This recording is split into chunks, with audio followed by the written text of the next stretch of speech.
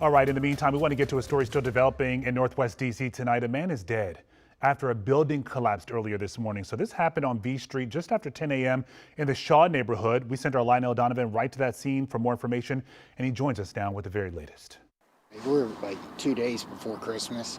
This is not something that anybody expected, wanted. The chief of D.C. Fire and EMS delivered heartbreaking news to a family earlier today after a building collapsed on V Street Northwest.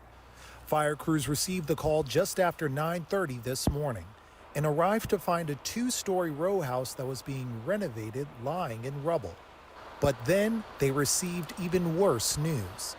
There was a worker trapped. That worker was 36-year-old Edgar Cifuentes, who was recently married in Maryland.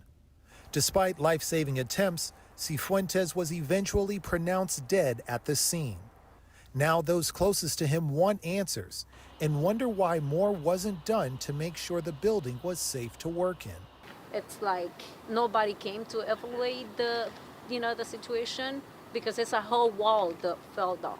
Now crews are working to make sure the building the collapsed row house was attached to is stable and investigate what went wrong during construction. In the meantime, those closest to Cifuentes are now tasked with delivering the news of this tragedy. We don't know how we're gonna give the news to the family. He's from Guatemala. It's devastating.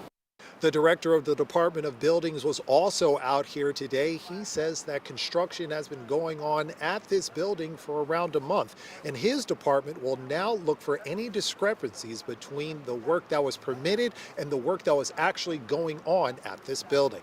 Meanwhile, Edgar is survived by one teenage daughter. From Shaw, Lionel Donovan, WUSA 9.